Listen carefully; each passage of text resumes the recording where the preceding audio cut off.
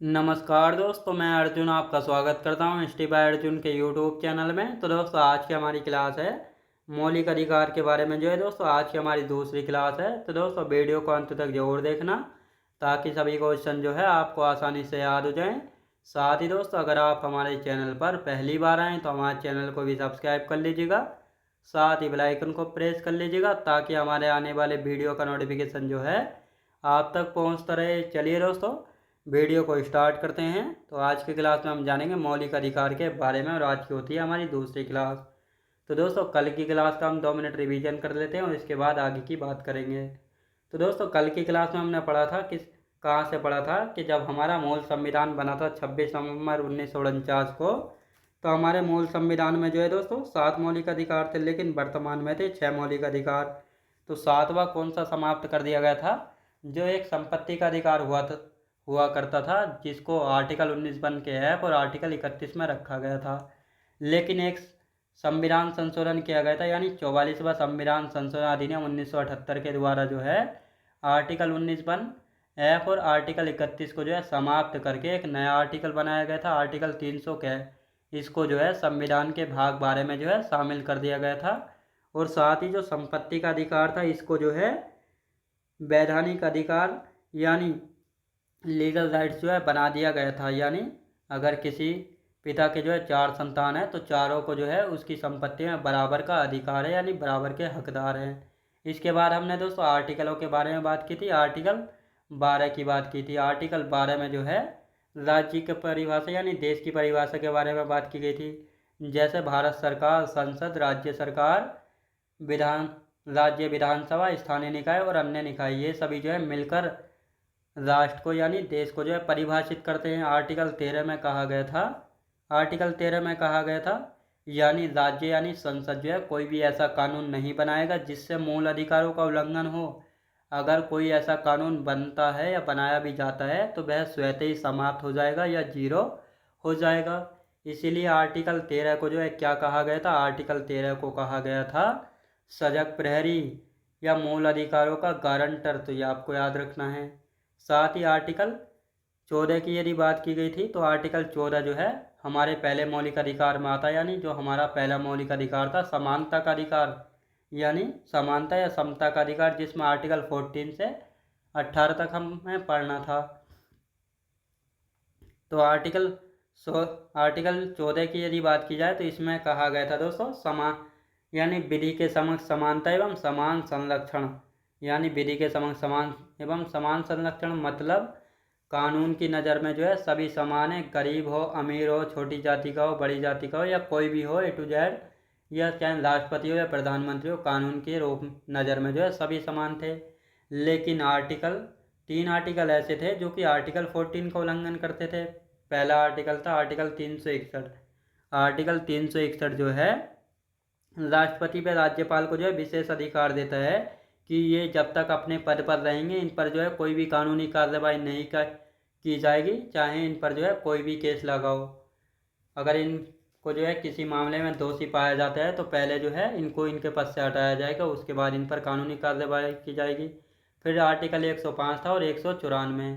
इनमें दोस्तों आर्टिकल 105 में सांसद यानी MP को जो है विशेष अधिकार प्राप्त है, और आर्टिकल 194 में MLA और MLC यानी विधायकों को जो है विशेष अधिकार प्राप्त है। मतलब संसद में जो है 3 सत्र चलते हैं, यानी 3 सेशन चलते हैं, मानसून सत्र, बजट सत्र और शीतकालीन सत्र। तो सत्र चलने के 40 दिन पहले या 40 दिन बाद तक जो है इनको गिरफ्तार नहीं किया जा सकता, चाहे किसी भी मामले में दोषी पाए जाएं। तो यहाँ तक हमने पढ़ा था। अब उससे आगे का हम पढ़ लेते हैं दोस्तों। तो यहाँ पे हम बात करेंगे आर्टिकल 17। आर्टिकल 17 क्या कहता है? आर्टिकल 17 कहता है अस्पृश्यता का अंत या छुआछूत का अंत। यहाँ पे कहा गया अगर कोई किसी के साथ अस्पृश्यता यानी छुआछूत करता है, अगर वह आपके खिलाफ FIR करा दे तो उसके तहत जो यानी अस्पृश्यता का अपराध अधिनियम 1955 के तहत जो उस व्यक्ति पर 500 रुपये का जुर्माना या 6 महीने की जेल हो सकती है, और साथ ही दोनों भी जो है हो सकती हैं अगर कोई किसी के साथ अस्पृश्यता या छुआछूत करता है तो। और साथ ही जो अस्पृश्यता का अपराध अधिनियम 1955 था, इसमें 1976 में संशोधन करके इसको सिविल अधिकार संरक्षण अधिनियम 1955 जो है कर दिया गया है। और साथ ही इसका सज़ा का प्रावधान 500 रुपये जुर्माना या 6 महीने की जेल या दोनों हो सकती हैं। तो ये था आर्टिकल 17 में। सीधा सीधा क्वेश्चन बनता है अस्पृश्यता का अंत किस आर्टिकल में? आर्टिकल 17 में। कई बार ये आर्टिकल पूछा गया है। अब अनुच्छेद 18 यानी आर्टिकल 18 उपाधियों का अंत। यानी आपने देखा होगा पहले क्या होता था, राजा महाराजा महाराजा धीराज विक्रमादित्य परमादित्य इस प्रकार की जो उपाधियाँ होती थी इनको धारण करते थे। लेकिन आर्टिकल 18 कहता है कोई भी अब उपाधि धारण नहीं करेगा, उपाधियों का अंत किया गया है। अब आप सोच रहे होंगे जैसे डॉक्टर है, भारत रत्न है, पद्मश्री पुरस्कार है, पद्म विभूषण है, ये सारे जो है दोस्तों सम्मान हैं। तो ये आपको अच्छे से याद रखना है। अब दोस्तों यहाँ पे हम बात करेंगे हमारा दूसरा मौलिक अधिकार है स्वतंत्रता का अधिकार, जिसमें आर्टिकल 19 से लेकर 22 तक हम पढ़ने वाले हैं। तो अब आर्टिकल 19 क्या कहता है? आर्टिकल 19(1) का ये कहता है बोलने एवं अभिव्यक्ति की स्वतंत्रता। मतलब आपके दिल में कोई विचार आता है या आप किसी को देख के ये कह सकते हैं वह कितना सुंदर है, वह कितना अच्छा है, या अपने विचार जो है अभिव्यक्त कर सकते हैं। तो ये जो है स्वतंत्रता आपको मिली हुई आर्टिकल 19(1) के में। तो संवैधानिक दायरे में रहकर जो है आप अपने भाव जो है व्यक्त कर सकते हैं, ना कि किसी भावना को ठेस पहुंचाना। ये आप दोस्तों जैसे प्रेस की स्वतंत्रता, आपने देखा होगा मीडिया वाले जो है किसी के भी मुंह के आगे माइक लगा देते हैं और उससे सवाल जवाब करना शुरू कर देते हैं। तो उनको जो है ये स्वतंत्रता कहाँ से मिली हुई? आर्टिकल 19(1) के ए में है। साथ ही राष्ट्रीय ध्वज फहराने की स्वतंत्रता, जानने का अधिकार। साथ ही दोस्तों RTI भी जो है यानी सूचना का अधिकार, इसमें अब ये जोड़ दिया गया है। जानने का अधिकार यानी आप जान सकते हैं कि आपके ग्राम प्रधान ने जो है कितना काम करवाया है और कितना पैसा जो है खर्च कर चुका है, RTI के जरिए आप जान सकते हैं। शांत रहने की स्वतंत्रता, आपने देखा होगा जब मीडिया वाले किसी से सवाल जवाब करते हैं तो वह व्यक्ति जो है जवाब नहीं देता यानी शांत रहता है। तो उसको जो शांत रहने की स्वतंत्रता है वह आर्टिकल 19(1) के ए से मिली हुई है। तो ये आपको याद रखना है। अब आते हैं इंटरनेट का प्रयोग। इंटरनेट का प्रयोग 2017 में इसको जोड़ा गया था। कब? इंटरनेट का प्रयोग जो है हमारे मूल अधिकारों में आता है, इसको 2017 में जोड़ा गया था। अब आगे की बात करते हैं दोस्तों आर्टिकल 19(1) का भी। आर्टिकल 19(1) के बी की यदि बात करते हैं तो इसमें कहा गया शांतिपूर्वक एवं निशस्त्र सम्मेलन की स्वतंत्रता। मतलब आप जो है किसी भी मामले को लेकर जो है शांतिपूर्वक बिना हथियारों के जो है कोई भी आंदोलन जो है कर सकते हैं। तो इसकी स्वतंत्रता हमें मिली हुई है आर्टिकल 19(1) के बी में। आर्टिकल 19(1) का सी कहता है सभा संघ एवं सहकारी समितियां बनाकर। यानी आपने देखा होगा जितने भी ये संगठन बने हुए हैं जैसे भीम आर्मी, बजरंग दल है, शिवसेना है, या ये राजनीतिक पार्टियां ये और ये प्राइवेट जो सहकारी समितियां होती हैं, जैसे आपने देखा होगा बी मार्ट है, मेगा मार्ट है, विशाल मेगा मार्ट, और साथ ही बड़ा बाजार, छोटा बाजार, ये सभी जो है कोऑपरेटिव सोसाइटी जो है होती हैं। ये सभी आर्टिकल 19(1) के सी में आती हैं। अब आर्टिकल 19(1) का डी कहता है भारत में कहीं भी घूमने की स्वतंत्रता। आप जो है भारत में कहीं भी घूमने की स्वतंत्रता आपको मिली हुई है, लेकिन अगर जहाँ पे इंडियन आर्मी जाने से मना करे या जहाँ पर जो है उनकी कुछ जो है गोपनीय चीज़ें रखी हैं या गोपनीय हैं, तो वहाँ पर आप नहीं जा सकते और ना ही ये कह सकते कि मेरे मूल अधिकार का उल्लंघन हो रहा है। अब आर्टिकल 19(1) का ये कहता है निवास या बसने की स्वतंत्रता। आप जो है भारत में कहीं भी निवास कर सकते हैं, कहीं भी बस सकते हैं, ये आपको स्वतंत्रता है। अब आते हैं दोस्तों आर्टिकल 19(1) का जी। इसमें किसी भी व्यवसाय या व्यापार की स्वतंत्रता। यानी आर्टिकल 19(1) का जी कहता है किसी भी व्यवसाय एवं व्यापार की स्वतंत्रता। आप जो है अपना पालन पोषण या अपना परिवार का पालन करने के लिए जो है कोई भी व्यवसाय या व्यापार कर सकते हैं संवैधानिक दायरे में रहकर। ऐसा नहीं है कि आप जो है इलीगल काम करना शुरू कर दें, जैसे नशीले पदार्थ बेचना कर दें, अफीम की खेती, गांजा और हथियार वगैरह, ये नहीं बेच सकते, बल्कि संवैधानिक दायरे में रहकर कोई भी काम कर सकते हैं। अब आर्टिकल 20 क्या कहता है? यानी दोष सिद्धि से संरक्षण। आर्टिकल 20 कहता है दोष सिद्धि से संरक्षण। मतलब जब तक किसी व्यक्ति का दोष सिद्ध नहीं हो जाए तब तक वह दोषी नहीं माना जा सकता, ये आर्टिकल 20 कहता है। आर्टिकल 20 का 1 कहता है कार्योत्तर विधियों में संरक्षण। मतलब मान लेते हैं जो कार्य पहले, यानी कोई कार्य जो है पहले अपराध नहीं हुआ करता था, लेकिन अब कानून बनाकर जो है उसको अपराध बना दिया गया है। तो पहले किए गए काम के लिए जो है आज सज़ा नहीं मिलेगी। तो ये आपको अच्छे से याद रखना है। आर्टिकल 20 का 2 कहता है दोहरे दंड से संरक्षण, यानी एक ही अपराध के लिए जो है 2 बार सज़ा नहीं मिलेगी। तो ये आर्टिकल 20 का 2 कहता है। अब आर्टिकल 20 का 3 क्या कहता है? स्वयं के खिलाफ गवाही देने के लिए बाध्य नहीं किया जा सकता। मतलब आपने देखा होगा पुलिस वाले जब किसी अपराधी को पकड़ लेते हैं तो उससे जो है ज़बरदस्ती मार मार कर जो है कबूल करवाते हैं कि कबूल कर इस प्रकार। तो यहाँ पे आर्टिकल 20 का 3 कहता है स्वयं के खिलाफ जो है गवाही देने के लिए बाध्य नहीं कर सकता आपको कोई भी। अब आर्टिकल 21 के बारे में जान लेते हैं। आर्टिकल 21 क्या कहता है? आर्टिकल का मतलब है दोस्तों अनुच्छेद।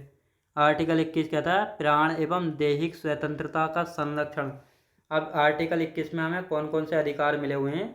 चिकित्सीय सहायता यानी मेडिकल हेल्प, शादी का अधिकार, आप जो है अपनी मर्जी से किसी से भी शादी कर सकते हैं, ये आपका अधिकार है, ये आपको अधिकार मिला हुआ है। साथ ही साफ पानी पीने का अधिकार, आपको जो है साफ पानी पीने का अधिकार है। अगर आपको कोई गंदा पानी पीने को देता है जिससे आप बीमार हो सकते हैं या मर सकते हैं तो इसको लेकर आप कोर्ट में भी जा सकते हैं। साथ ही विदेश जाने की स्वतंत्रता आपको मिली हुई है। निजता का अधिकार, आपको नींद या सोने का अधिकार। तो ये सभी जो है आर्टिकल 21 में आते हैं और ये सब आपके अधिकार हैं जो कि आपको मिले हुए हैं। अब आर्टिकल 21 का ए कहता है जिसको 86वें संविधान संशोधन अधिनियम 2002 के तहत जोड़ा गया था। इसमें कहा गया शिक्षा का अधिकार, यानी 6 से लेकर 14 वर्ष के बच्चों को जो है निःशुल्क एवं अनिवार्य शिक्षा का अधिकार है। और जो ये 86वां संविधान संशोधन अधिनियम 2000 था, इसको कानून बनाया गया था 2009 में, लेकिन इसको लागू किया गया था अप्रैल 2010 में। तो ये आपको अच्छे से याद रखना है। अब आते हैं आर्टिकल 22 के बारे में। आर्टिकल 22 क्या कहता है? आर्टिकल 22 कहता है गिरफ्तारी एवं निरोध से संरक्षण, यानी अगर कोई पुलिस वाला आपको गिरफ्तार करने आता है तो आप उससे पूछ सकते हैं क्या कारण है, क्यों गिरफ्तार किया जा रहा है। अगर गिरफ्तार कर भी लिया जाता है तो 24 घंटे के अंदर अंदर आपको मजिस्ट्रेट के सामने पेश करना होता है। साथ ही आपको अपना मनपसंद वकील चुनने का अधिकार होता है। तो ये आर्टिकल 22 में है। अब आर्टिकल 22 हो चुका है कंप्लीट। अब आता है दोस्तों हमारा तीसरा मौलिक अधिकार। तीसरा मौलिक अधिकार है शोषण के विरुद्ध अधिकार, जिसमें आर्टिकल 23 से 24 तक हम पढ़ने वाले हैं। इसमें क्या कहा गया है? इसमें कहा गया है आर्टिकल 23, यहाँ पे हेडिंग डाल लेंगे, यानी मानव दुर्व्यापार एवं बलात् श्रम का प्रतिषेध, यानी मानव दुर्व्यापार यानी ह्यूमन ट्रैफिकिंग। यहाँ पे कहा गया आर्टिकल 23 में अगर किसी व्यक्ति को, बच्चे को, महिला को, किसी को बेचना जो है दंडनीय अपराध है। आप जो है ऐसा नहीं कर सकते, किसी को बेच नहीं सकते, यह आर्टिकल 23 का उल्लंघन है। और साथ ही आपने बलात् श्रम का प्रतिषेध, इसमें बेगारी, बंधुआ मजदूरी जैसे शब्द सुने होंगे। बेगारी यानी बिना पैसे के काम करने को बेगारी कहते हैं, और साथ ही बंधुआ मजदूरी यानी कुछ जगह पर जो है कई मामले ऐसे आते हैं कि लोगों को जो है बंधुआ मजदूर बना लेते हैं, यानी अपने घर पर जो है रखकर ज़बरदस्ती काम कराते हैं। उनको कोई भी मेहनताना यानी उनको कोई भी पैसा या मजदूरी नहीं देते और साथ ही मारते पीटते हो रहे हैं, इसलिए उसको बंधुआ मजदूरी कहते हैं। अब आर्टिकल 24 कहता है बालकों का नियोजन का प्रतिषेध, यानी बालकों के नियोजन का प्रतिषेध, यानी 14 साल से कम आयु के बच्चों को जो है जोखिम वाले कार्यों में नहीं लगाया जाएगा, ये आर्टिकल 24 कहता है। तो ये शोषण के विरुद्ध अधिकार में 2 आर्टिकल थे, 23-24, ये आपको समझ आए होंगे।